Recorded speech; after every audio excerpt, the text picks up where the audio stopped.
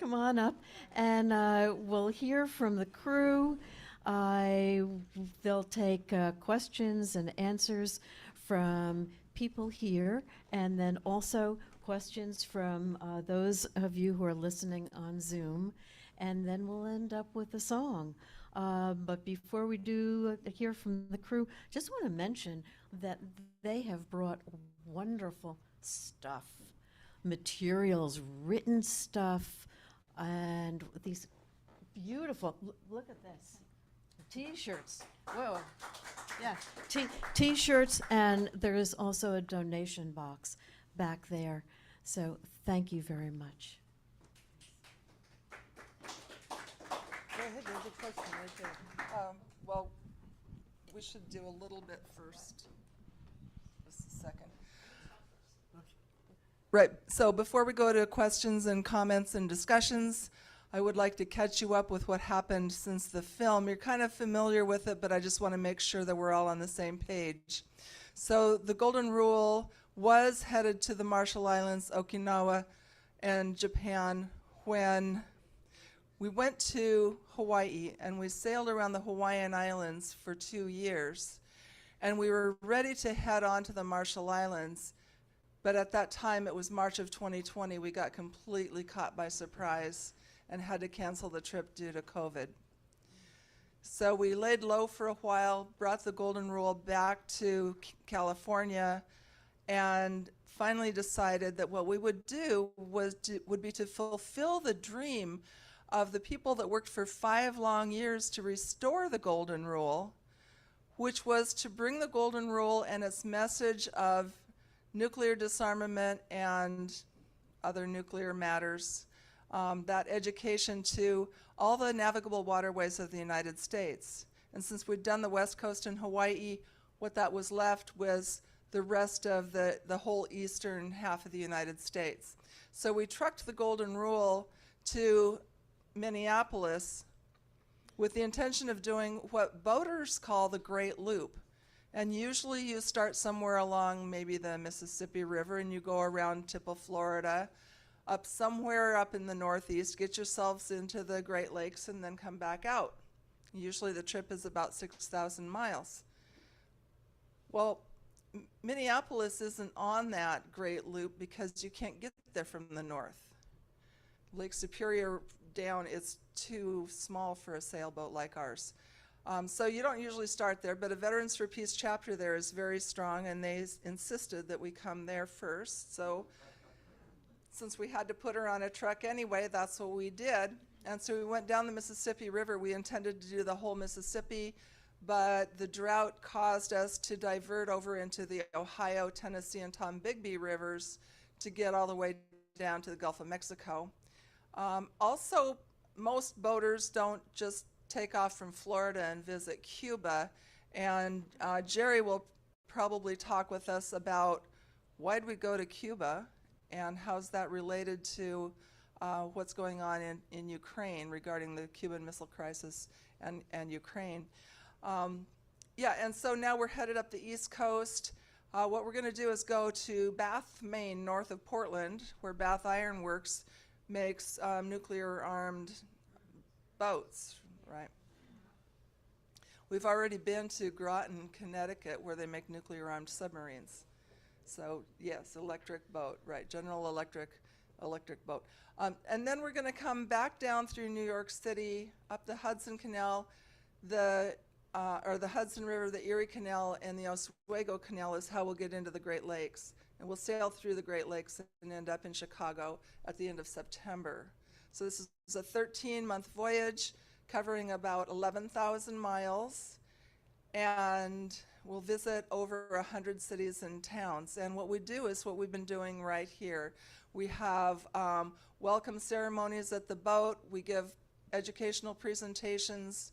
We talk about anything nuclear or regarding the mission of Veterans for Peace that you all would like to talk about. This is obviously very important to Veterans for Peace. Massachusetts Peace Action has been a great ally in getting these programs going here. And we often end up with the mayors welcoming us. We had a whole state welcomed us. The whole state of Massachusetts welcomed the Golden Rule. That was pretty, wow. And I think Rhode Island may have also. Anyway, this has been an incredible place to be up here in the Northeast. So I would like to invite the crew each to talk for a couple of minutes, and then I'd like to turn it over for general discussion. So what I'd like to do is have people give a comment or an item for discussion, and then you'll see from what the crew is saying that we have a lot of experienced speakers on this crew. This is very unusual that we have so much talent just for the crew members that are operating the boat that are also available to give talks with people. So let's see, I'll start with Debbie, our captain. Thank you, Helen. It's been an honor and a privilege to be captain of the Golden Rule and to learn about her history and how amazing it is that, to bring this message of educating people. That's what I do. I have a PhD in chemistry. I educate people in Hawaii now, where I live. And we talk about sustainability and try to get people educated about how we can move towards the future. And I didn't really, quite frankly, deal with the nuclear disarmament issue very much. I'm all for nuclear disarmament, and now I understand that what the Golden Rule does is bring visibility and lets people know this is really important for us to know and take action and get over the fear that, if we give up our guns or our nuclear weapons, that's going to be a problem. And I think it's great that all of you come with peace and kindness in your hearts, so that really helps assuage the fears of the people that would oppose reducing nuclear arms. And so it's been wonderful to see. We've got great hosts. I really thank all of you for your help with the, putting the crew up, bringing us around, setting everything up. It's been wonderful, and I'm just so happy to be here. And I'm also from Maine, so I'm really happy that I'm going to be going up there. And at this point, I'd like to hand it over to First Mate Bill Good. Thank you. So I am from Ohio, and I too am an educator, much younger people that I teach, but I'm also an activist in my community. And so when I set out at the beginning, I figured I would be going around doing this and teaching other people about the risk of nuclear war and nuclear energy. And so far it's been kind of the opposite, that I've been the one learning, and everywhere we've gone I've met these really smart, incredible people that have great ideas that I'm kind of absorbing like a sponge that I can take back, not just on like nuclear weapons, but on all kinds of issues, social justice and research and the environment. And so it's been a great opportunity for me to learn and gain some ideas that I can take back to my community. So thank you all for your ideas and your contributions. Keep up your great work, and for welcoming us here to Boston.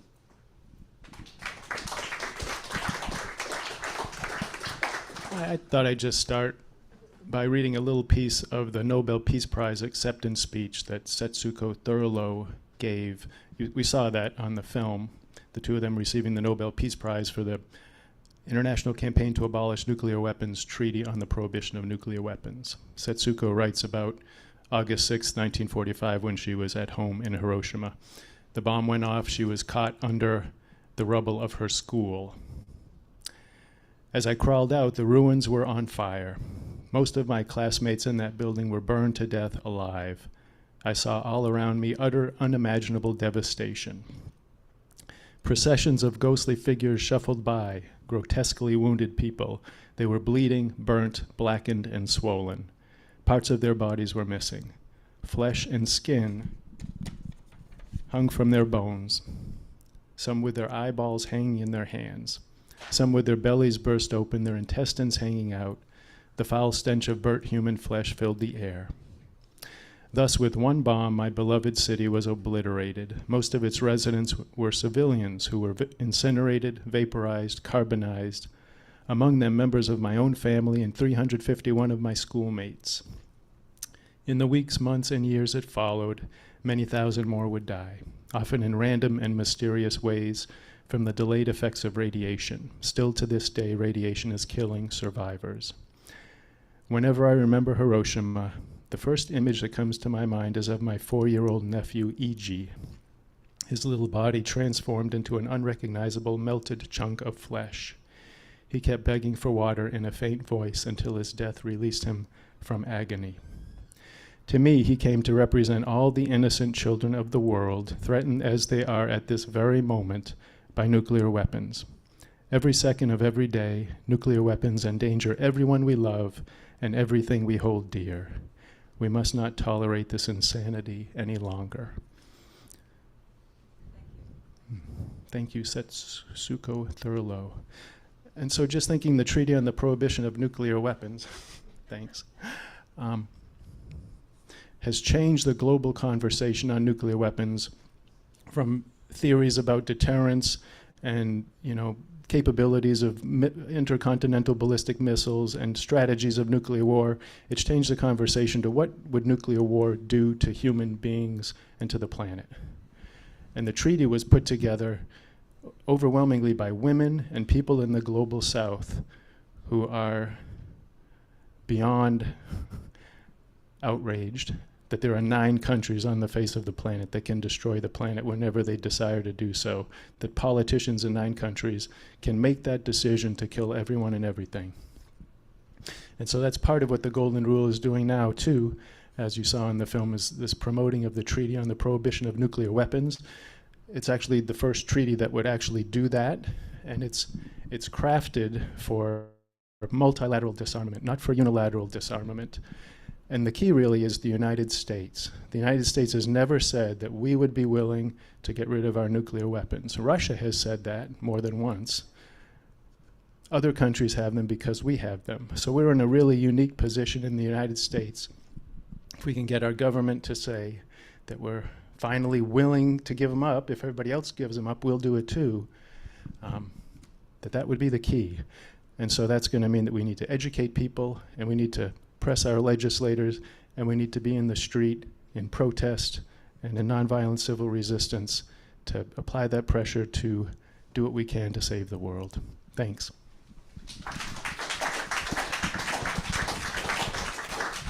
Thank you. Thank you for sharing that. I'm Zoe from California, and I've been active with the Golden Rule since 2016, crewing on and off, and I just rejoined yesterday to crew for 2.5 months because I grew up in Michigan and I want to sail the Great Lakes. And I wanted to be here up on the East Coast as well, so I'm combining that together. And I've been involved in the peace movement since I was 17 years old, so almost 45 years ago, and I was involved with the Nuclear Weapons Freeze campaign then, which I found out yesterday was started here. So that is so great. So yeah,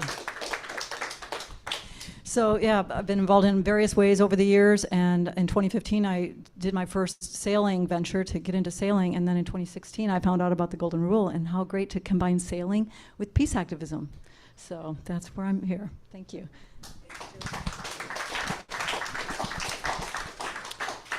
Hi, I'm Jerry Condon. I serve on the board of directors of Veterans for Peace nationally, and am president of our Golden Rule Committee. And along with Helen, my partner, we have been at this for the last 8 years. It's been pretty wonderful. And then this, on the Great Loop itself, it's been like 9 months now. Since we began in Minneapolis in September. And so we sailed down the Mississippi, as was mentioned, had many incredible, wonderful stops along the way. Too many to mention, hardly to remember them all. Among the most amazing was our stop in Dubuque, Iowa, where we were welcomed by the Marshall Islands community there. There's 800 to 1,000 Marshallese living there. And they hadn't really heard about the Golden Rule before. It wasn't part of their story.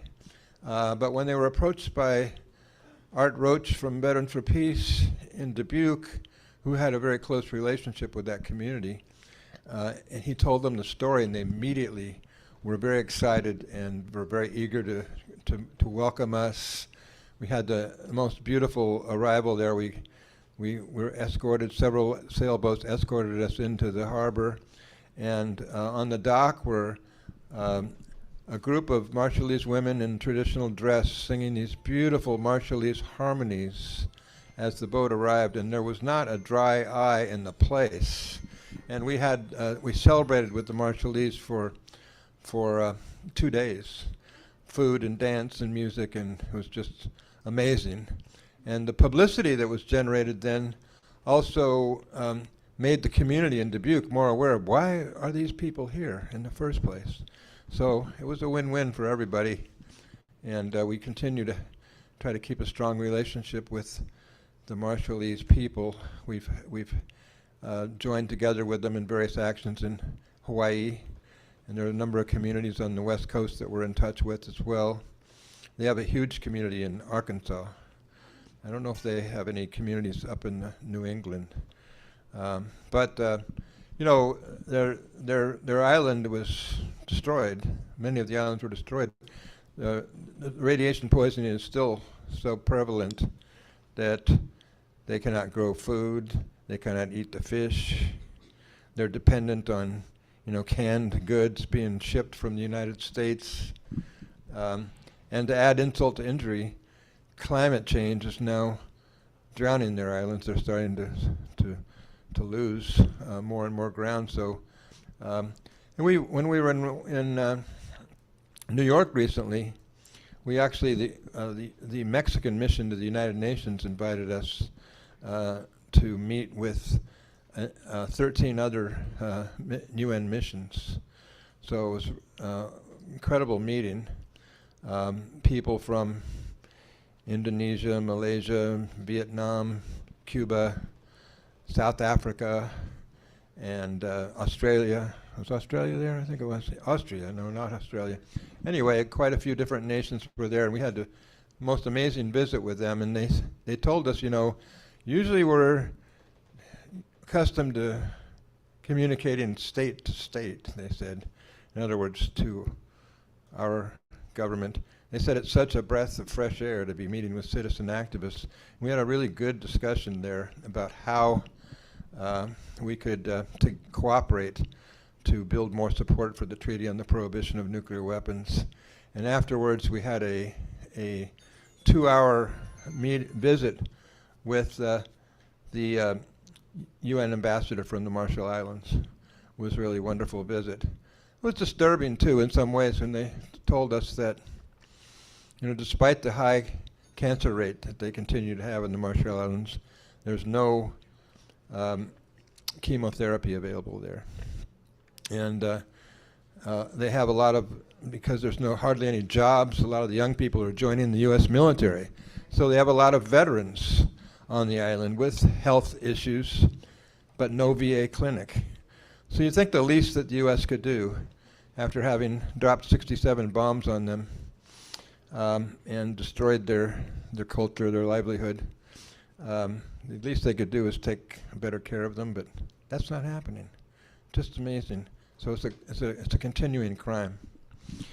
So anyway, we did travel. We continued on down the Mississippi, and the drought was so bad last year that the waters were very low, and the Mississippi was narrow, and it became dangerous for us. So we actually grounded the boat over a dozen times, and without any serious damage, and usually some pretty clever ways of getting ungrounded and moving on.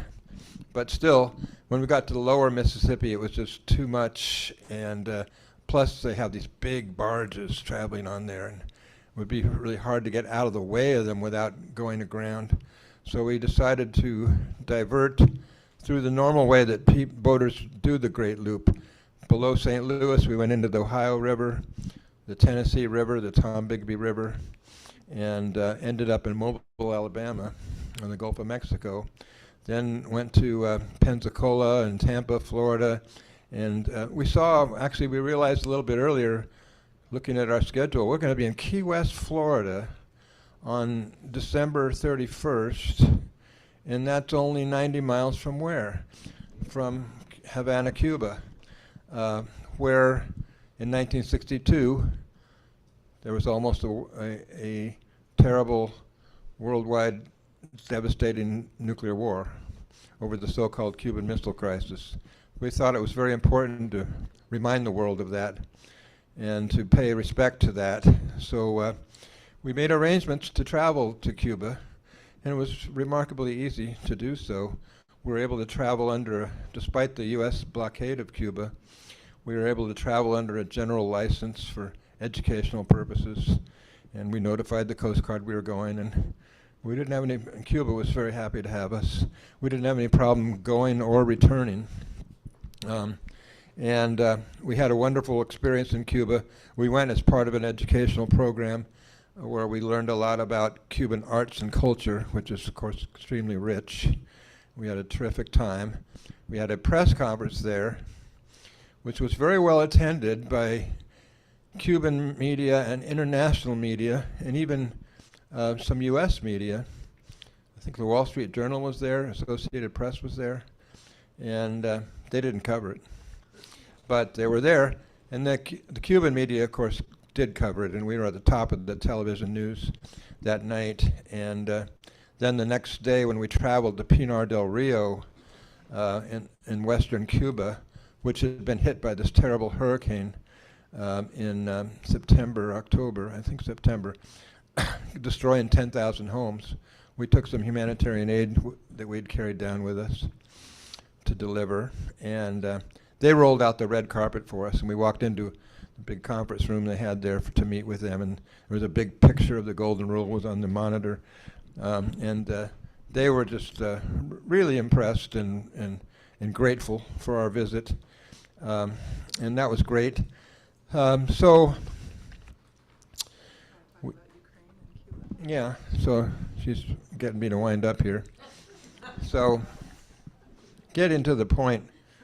So we came back from Cuba realizing that adding to our messaging that we really need to call for an end to the U.S. blockade of Cuba, because 60 years later, after this nuclear, what was the cause of that near nuclear war? Was that the Soviet Union had placed nuclear weapons in Cuba, targeting U.S. cities. And why did Cuba allow that to happen? Because the U.S. was determined to overthrow the Cuban Revolution, was making multiple attempts to assassinate Fidel Castro, had sponsored an invasion of Cuba. And why did the Soviet Union want to put missiles in Cuba? Because the U.S. had put missiles in Turkey, targeting Russia, near Russia's borders. So the way that nuclear war was avoided was, first of all, President Kennedy and Nikita Khrushchev both freaked out, thinking, oh my God, look how close we are to the unthinkable. And they got very serious, and they negotiated seriously, and they came up with a way that they could back out of that situation. And what they did was that the Soviet Union agreed to withdraw its missiles from Cuba, and the U.S. agreed not to invade Cuba. But there was a side agreement that was done silently for domestic political reasons in the U.S. Kennedy didn't want it to be known that he also agreed to remove U.S. nuclear missiles from Turkey, and that was done quietly several months later. So part of the reason I tell that story is because we kind of have a somewhat analogous situation. Some people call it a reverse Cuban Missile Crisis in Ukraine today, because it's a very complex and complicated war. There's many different opinions about the nature of it, but certainly a major part of it is the fact that the U.S. has moved and NATO have moved hostile military forces, including nuclear weapon systems, close to Russia's borders, something that the U.S. certainly would not allow Russia to do. on the Canadian border or the Mexican border with the United States. So many people, many experts, nuclear disarmament experts and people who follow foreign policy and defense policy closely agree that we're probably closer to a nuclear war today than we were in 1962 with the Cuban Missile Crisis. At any rate, it's hard to talk about getting rid of nuclear weapons and supporting the Treaty of Prohibition of Nuclear Weapons without confronting the fact that we're on the verge of nuclear war right now, and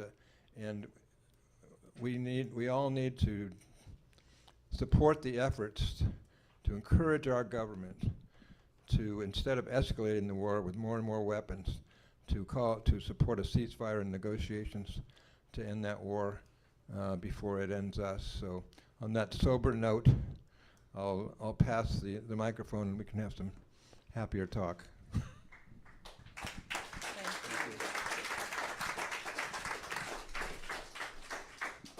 So I would also like to invite questions or comments about Holtec dumping radioactive water from decommissioning nuclear power plants into the bay, or anything else you want to talk about nuclear energy or nuclear weapons, or uranium mining, or anything to do with, if we don't get rid of war, we can't solve the climate crisis, anything like that. So I think I'd like to turn questions and comments over to the audience.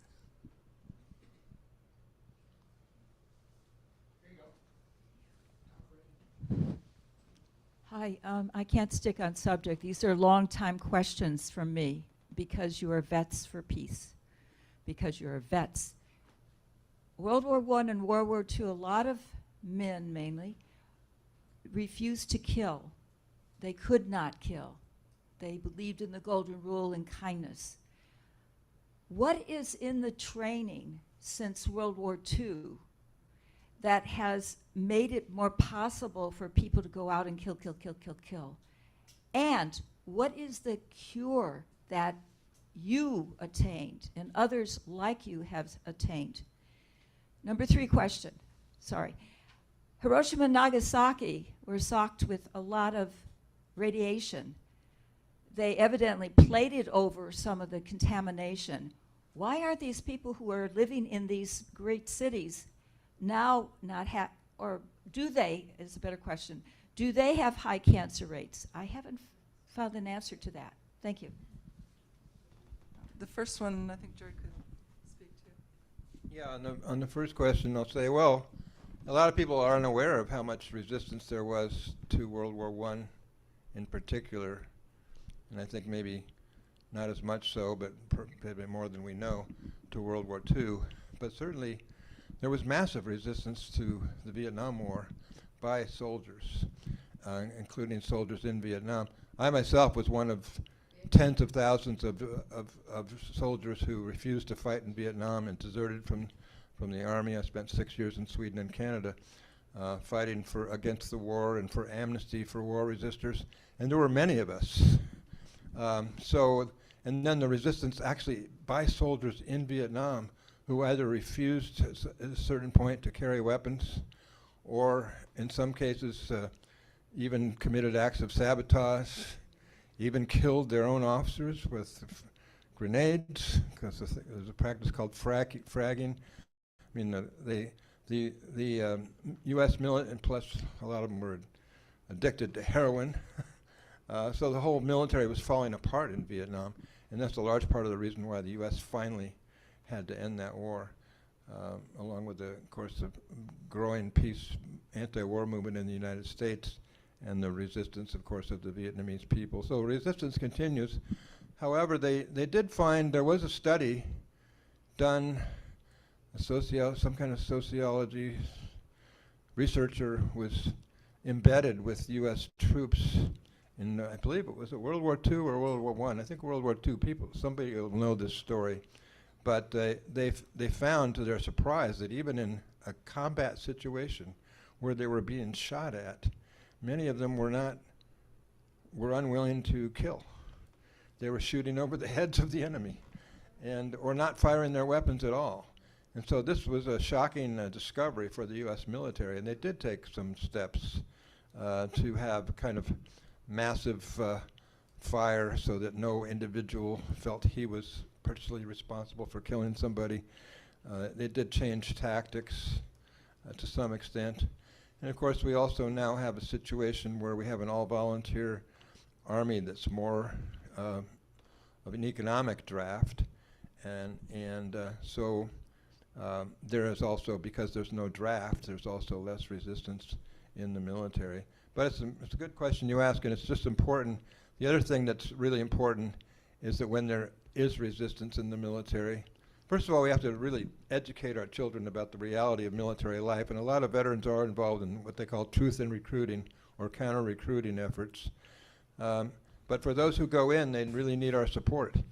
And especially if they decide to say no and resist, the more support there is from in civilian, the more resistance there is in the military. And the resistance, the mass resistance in the military during Vietnam was directly proportionate to the mass anti-war movement in the society overall. So we all have to be against war. We all have to be resisting war, and then the soldiers will also be able to resist. And contamination in Hiroshima and Nagasaki, anybody? Somebody back there thinks he knows. Okay. It's just a mechanical fact of the way nuclear reactions work that if you want to produce long-lived radioisotopes, you have to expose them for, or have a neutron flux that lasts for a significant amount of time. A nuclear blast is over in a fraction of a second. Long-lived nuclear isotopes are not produced in large quantities in a nuclear blast.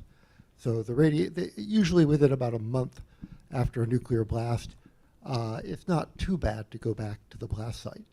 It's quite different with nuclear reactors, which have a sustained neutron flux and produce large quantities of the much longer-lived actinides. So it's just a fact of the way these things work. I'm not advocating, obviously, for either kind of neutron flux, but that might answer your question anyway.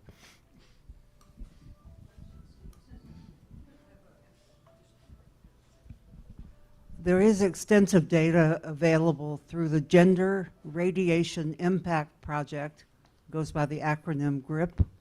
And you'll see there especially the impact on women and girls. That also was very influential in the TPNW, so that for the first time a treaty includes gender impact phrases, clauses. Thank you. It's great to know. And you know, we're not the experts up here. We're carrying the message as we can. We try to lift up the voices of many longtime anti-nuclear activists and people who are working on various related issues wherever we go.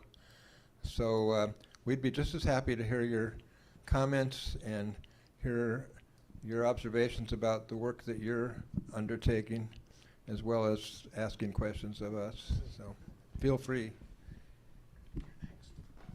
Yeah, I had a comment about. I had a comment about like the Pilgrim 2, the dumping the water in the bay, and I grew up, like a half a mile from there, and it happened like I think I was in my early 20s, and of course, I mean everybody knows this. What they would say, it was all about, oh, there's going to be great jobs. We're creating jobs. But anyway, one thing that I wanted to say, before they did that, the place where they did it, we could kind of see it from the beach where we were, and we never saw any lobster traps really close, but as soon as it came online, the water right out there was warmer, and so people started putting their lobster traps out, and for decades you would see all these boats out there, you know, picking up their lobster traps from very, very close to this nuclear plant. And anyway, and there are anecdotal evidence of a lot of people. I never spent full time there, but a lot of the full-time residents, that there was, you know, very suspicious health health problems. And anyway, I'm really happy that people are working on that issue. And I want to do a shout out. We have a conscientious objector from the Vietnam War right here. So shout out to those guys.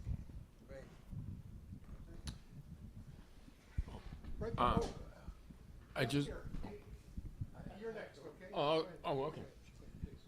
Okay, my name is Tim Havel. I'm a member in good standing of Mass Peace Action, my main claim to fame. Since you brought up the subject of climate and war, I thought I'd bring up a connection which I've lately been thinking a lot about, which is, and it's almost never said. The fact is, if we do ever stop climate change, that means discontinuing the use of fossil fuels. That means they're no longer widely available or abundant or cheap. We won World War II and also to some degree World War I by cutting off the access to supply of oil. Essentially, that was our main strategy against Japan, and it also played a big role in Europe. The military is extremely aware of this. And even the resources of the Pentagon are not anywhere near sufficient to go out and make the huge capital investments necessary in order to develop new oil and gas wells, particularly in deep sea conditions or on the Arctic northern plains or things like that. So during World War II, this country was essentially 100% energy independent. And that's no longer the case. Therefore, the military not only guards the Suez Canal and many other important oil sources, they are aware of the fact that if we do stop climate change, because there is no substitute for the internal combustion engine in terms of its power to weight ratio, which is what allows you to have attack helicopters, tanks, and many other, fighters and many other important kinds of weapons. These weapons would essentially become obsolete because even though they could probably get enough oil to field a few of them, that oil would be vastly more expensive. And you could try to go to biofuels or synfuels, but those are also vastly more expensive. So essentially, it would be very close to unilateral disarmament if society gives up fossil fuels. So there is no constituency, no industry in the country or in the world that is more dependent on fossil fuels than the military. Not cement, not steel, not nothing. They know this. And I have a slide on my cell phone, which I'd be glad to pass around to anyone who's interested, of a talk I recently heard by a bunch of a retired Navy captain who had just written a white paper for the upper brass of the Pentagon, stressing the fact that we need to develop our domestic energy supplies to become independent again, and essentially to do the exact opposite of combating climate change. But you don't actually, so I have a smoking gun that I've actually held in my hand or been in the same room with. But you don't need that. You just need to really understand how war works, what the logistics are. And you can see that it has to be this way. So the two issues are linked at the hip. It's not just that the military uses a lot of oil and gas, it's that they're utterly addicted to it. Thank you.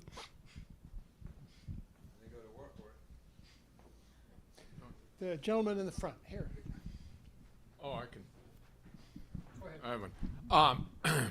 First of all, yesterday was a great day in Boston. I think it was one of the best peace rallies since the pandemic.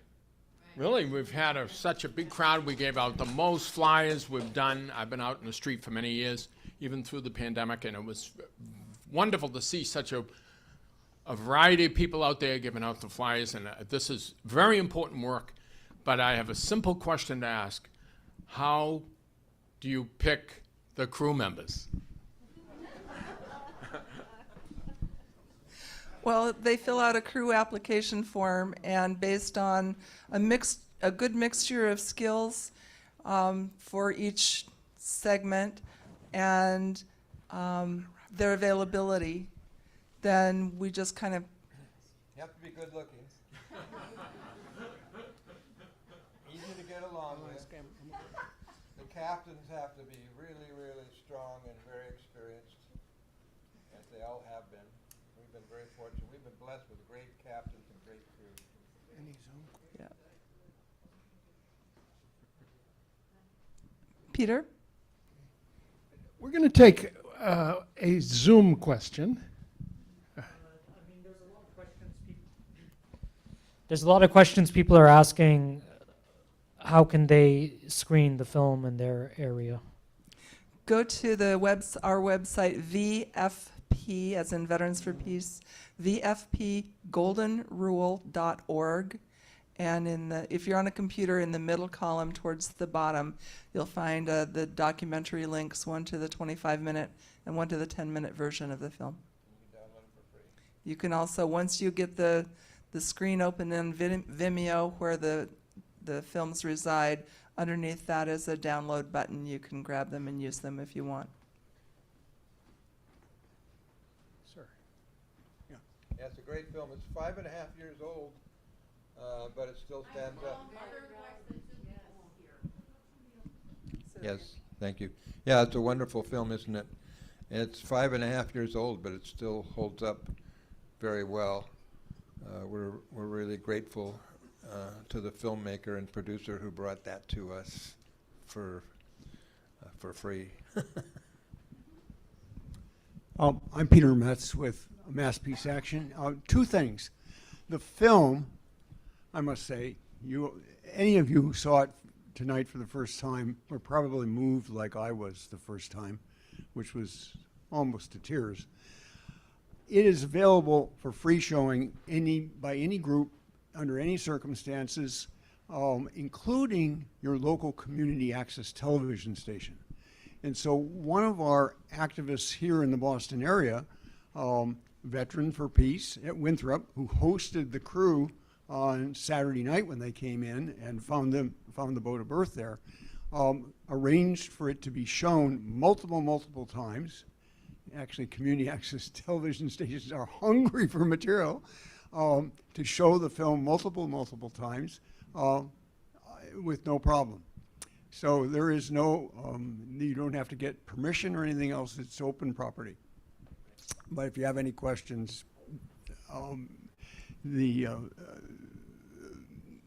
anyway, second point that I wanted to make is one that makes me both hopeful and discouraged.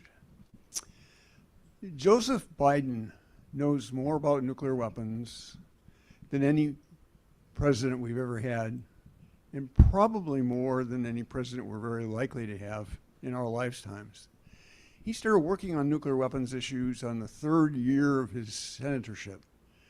He ended up negotiating with the Soviet Union for them to fix their performance under one provision of the first nuclear weapons reduction treaty in his third year in the U.S. Senate, and he's followed the thing ever since. As vice president, and this is the hopeful part, as vice president, he gave a speech at the very end of the Biden administration, trying to kind of lay a carpet for the Trump administration, hoping that they would step up to it, in which he gave a long speech about nuclear weapons policy. But in it, he said two very important sentences that I have committed to memory. If we want a world without nuclear weapons, the United States must lead the way. And he didn't say could or should or anything else. He said must. And if you watch the speech, he's very convicted on that. And then he went on to say, and because we are the only nation to have ever used nuclear weapons, we have a great moral responsibility to lead the charge. Now, those, as far as I'm concerned, those ought to be our watchwords. The disappointing thing is, here he is, he's president. And he hasn't shown any inclination in public anywhere or anywhere in his administration to follow that. So it's our job, I think, to create an environment in which he knows he has the support to do it. Because right now he doesn't feel supported. Go ask any stranger on the street about what the threat of nuclear weapons is, and they'll say, what do you mean? And so they're not telling Joe Biden, you made a great speech 6 years ago, go deliver on it. So there's this little handful of us.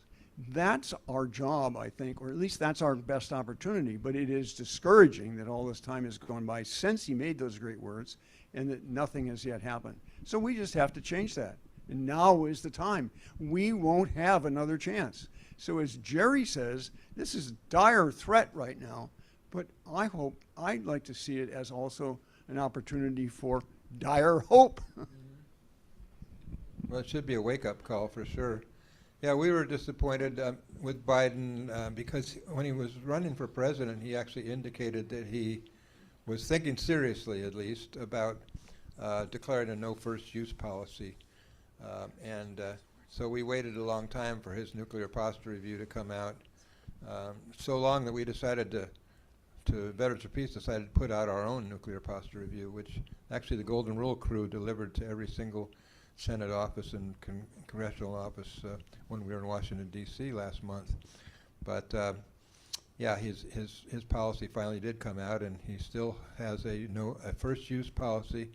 The U.S. will use nuclear weapons to defend itself, to defend its allies, and to even defend some non-allies.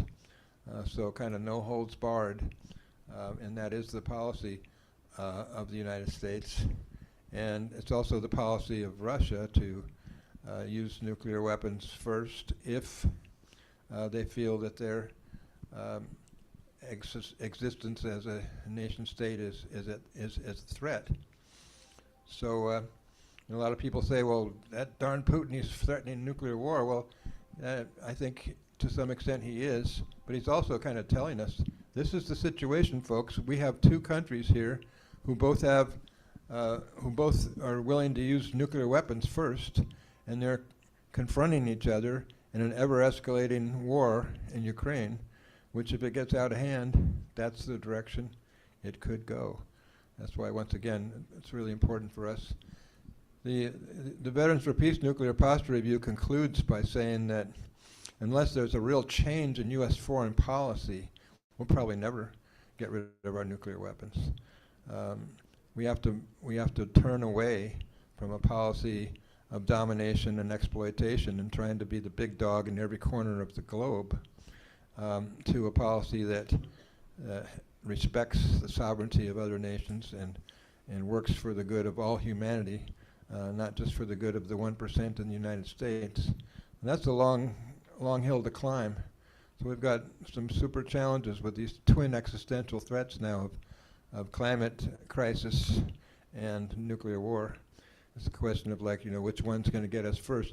At any rate, I think that we will have a stronger movement if we work on those things together, especially since that there are a fair number of younger activists that actually are involved in the climate change movement. Well, so far they don't seem to have caught on to the fact that they're also threatened by nuclear war. I want to see the Greta Thunbergs take up the anti-nuclear cause. Then we'll have some interesting worldwide movement, and I think that can and will happen, and it should be a priority of all of us to work together on those two existential threats.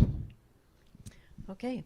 I just have something really brief to say. I want to thank you all from so many organizations here, all the things that people really are doing on in so many areas. We have people from Rotary, we have people from WILF, we have people from Mass Peace Action, from Vets for Peace, all across, and people who are doing things that I haven't even mentioned. But just want to mention that here in Massachusetts, we're also, aside from everything else we're doing, we're also working on legislation. And so we have some bills in front of our State House, and you're going to be there tomorrow at a rally about divesting from nuclear weapons, a Back from the Brink resolution, and a connection between nuclear weapons and climate, and making that connection on a statewide basis.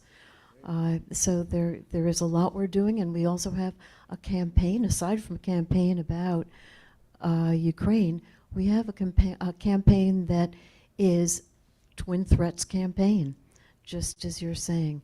And so, you know, I look at this song about Phoenix and the Golden Rule, and it ends, it's up to me, it's up to you to do unto others as you would have them do unto others as you would have them do unto you.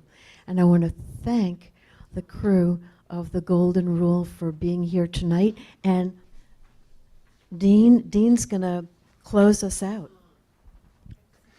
Yeah.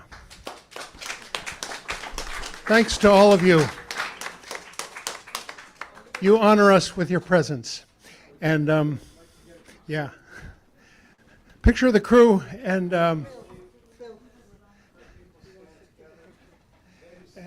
do I get to be in the picture too? Yeah, you can be in the Oh, picture. lucky me. Lucky me. Here we go.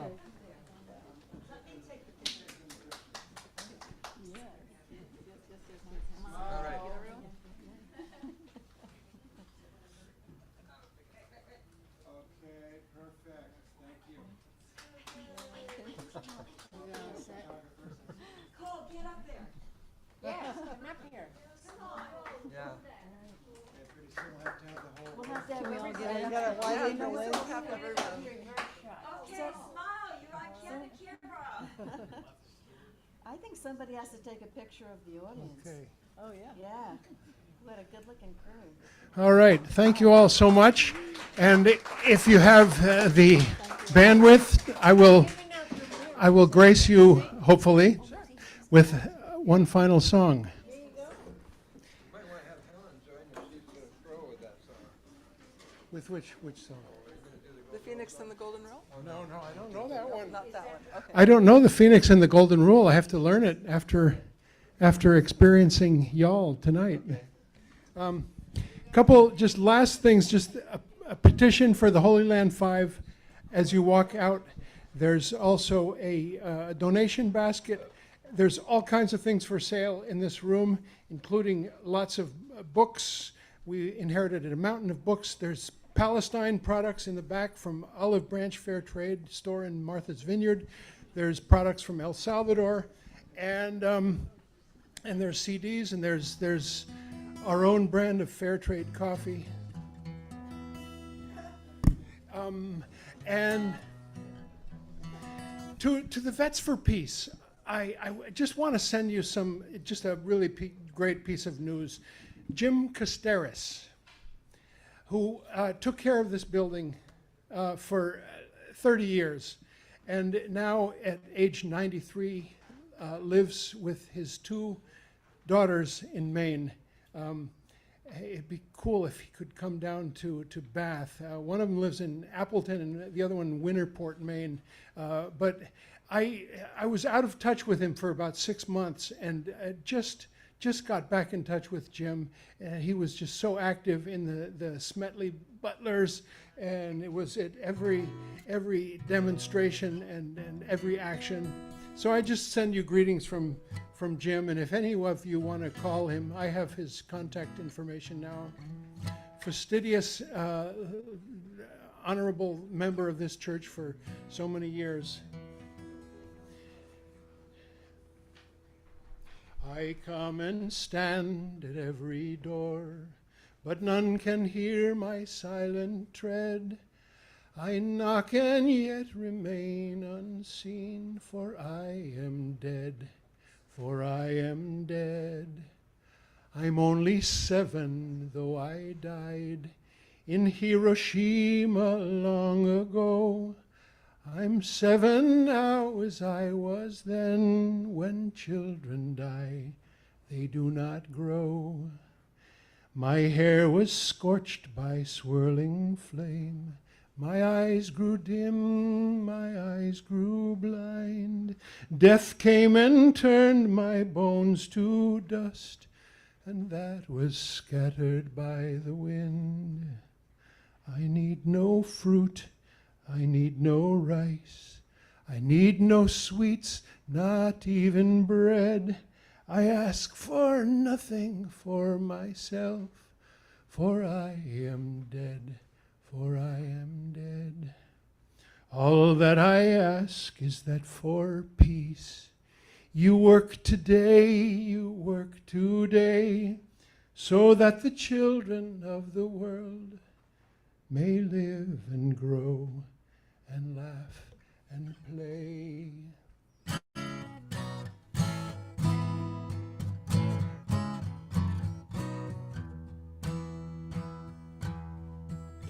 Atlantic and Pacific flow, the Great Lakes to the Gulf of Mexico.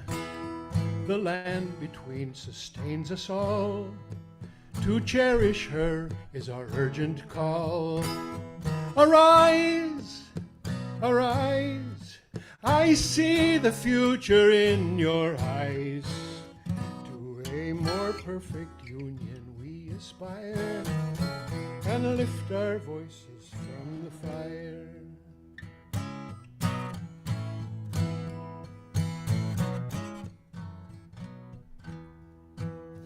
We reach these shores from distant lands. We came with hungry hearts and hands. Some came by force and some by will, to the auction block and the darkened mill. Arise, arise, I see the future in your eyes. To a more perfect union we aspire, and lift our voices from the fire. We died in your fields and factories, strange fruit hanging from the poplar trees. An old coat hanger in a room somewhere, a trail of tears, an electric chair. Arise, arise, I see the future in your eyes. To a more perfect union we aspire, and lift our voices from the fire. Ooh, ooh, ooh. And our great responsibility to be guardians of our liberty, till tyrants bend to the people's dreams, and justice flows like a mighty stream. Arise, arise, I see the future in your eyes. To a more perfect union we aspire, and lift our voices from the fire. We lift our voices from the fire.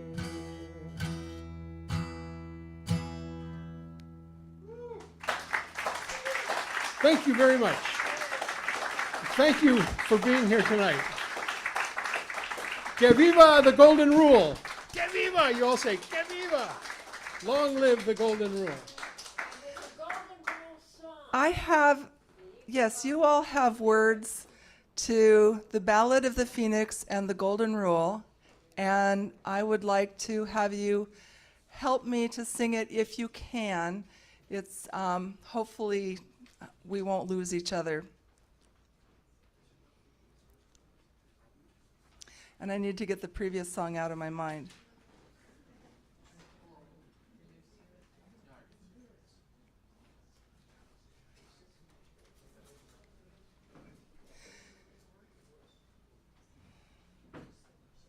In 58, wrong key. In 58, when we set sail, I didn't know that we'd end up in jail. Oh, I've been called worse than a fool for sailing on the Golden Rule. From San Pedro, we headed west on waves of a peaceful protest, trimmed our sails to the wind, and prayed the bomb would not be used again. The Golden Rule, the Golden Rule, words we all learned in Sunday school. Do unto others as you would have them do unto you. The Phoenix crew, about halfway through, both our boats moored in Honolulu, We agreed to do our best to try to stop the nuclear tests. Neither ship did give way, but trials then kept us at bay. We made it just part way through, and now the rest is up to you. It's up to me, it's up to you, to do unto as you would have them do. Do unto others as you would have them do unto you. 58, when we set sail, I didn't know that we'd end up in jail. And I've been called worse than a fool for sailing on the Golden Rule. It's up to me, it's up to you, to do unto as you would have them do. Do unto others as you would have them do unto you. Do unto others as you would have them do unto you.